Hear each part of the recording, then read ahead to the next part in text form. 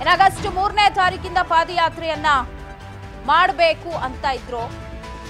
ಅದಕ್ಕೆ ಅಪಸ್ವರವನ್ನ ಮೊದಲಿಗೆ ಇಟ್ಟು ಶಾಕ್ ಕೊಟ್ಟವ್ರು ಕುಮಾರಸ್ವಾಮಿ.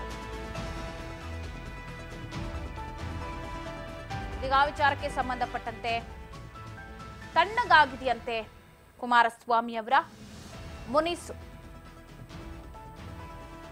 ಷರತ್ತನ್ನ ಹಾಕಿ ಒಪ್ಪಿಗೆಯನ್ನ ಪಡೆದಿದ್ದಾರೆ ಬಿಜೆಪಿಯ ಪಾದಯಾತ್ರೆಗೆ.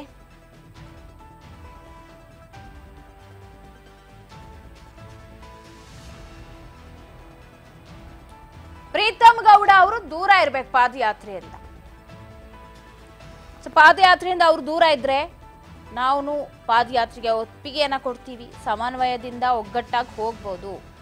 ಪ್ರೀತಮ್ ಗೌಡ ಇದ್ರೆ ನಾನೂ ಬರಲ್ಲ, ನಮ್ಮವ್ರು ಯಾರೂ ಬರಲ್ಲ ಅನ್ನೋದು ವಾದ ಆಗಿತ್ತು. ಈಗ ಷರತ್ತನ್ನ ಹಾಕ್ಬಿಟ್ಟು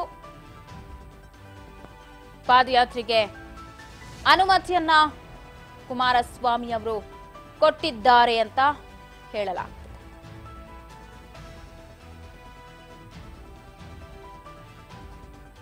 ತಣ್ಣಗಾಗಿದೆ ಸದ್ಯ ಕೇಂದ್ರ ಸಚಿವ ಎಚ್.ಡಿ. ಕುಮಾರಸ್ವಾಮಿ ಅವರ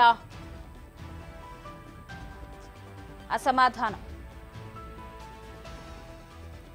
ಎಚ್.ಡಿ.ಕೆ ಷರತ್ತಿಗೆ ಪ್ರತಿಕ್ರಿಯೆ ಕೊಟ್ಟಿಲ್ವಂತೆ ಬಿಜೆಪಿ. ಅವರ ಷರತ್ತಿಗೆ ಯಾವುದೇ ರೀತಿಯಾದ ಪ್ರತಿಕ್ರಿಯೆ ಇಲ್ಲ. ಇನ್ನು ಪ್ರೀತಮ್ ಗೌಡ ಅವರನ್ನ ಹೊರಗಿಡೋ ವಿಚಾರಕ್ಕೆ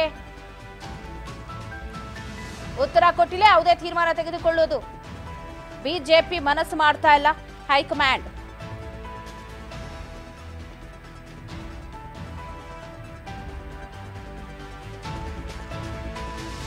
ಎಚ್.ಡಿ.ಕೆ ಷರತ್ತಿಗೆ ಪ್ರತಿಕ್ರಿಯೆಯನ್ನೇ ಕೊಡ್ತಾ ಇಲ್ಲ. ಇನ್ನೂ ಕೂಡ ಬಂದಿಲ್ಲ ಬಿಜೆಪಿಯ ವರಿಷ್ಠರಿಂದ ಪ್ರತಿಕ್ರಿಯೆ ಕೊಡದೆ ಸೈಲೆಂಟ್ ಆಗಿದ್ದಾರೆ ಹೈಕಮಾಂಡ್. ಒಟ್ಟಾರೆ ನಾನು ಪಾದಯಾತ್ರೆಗೆ ಬರಬೇಕು ಅಂದ್ರೆ ಪ್ರೀತಮ್ ಗೌಡ ಹೊರಗಿರಬೇಕು ಅನ್ನುವಂಥ ಒಂದು ಷರತ್ತನ್ನ ಹಾಕಿದ್ದಾರೆ. ನೋಡೋಣ ಹೈಕಮಾಂಡ್ ಗ್ರೀನ್ ಸಿಗ್ನಲ್ ಕೊಡತ್ತಾ ಅಥವಾ ಬಂದ್ರೆ ಬರ್ಲಿ ಅನ್ನೋ ತರ ಏನಾದ್ರೂ ಇರ್ತಾರಾ ಏನು ಎತ್ತ ಅಂತ.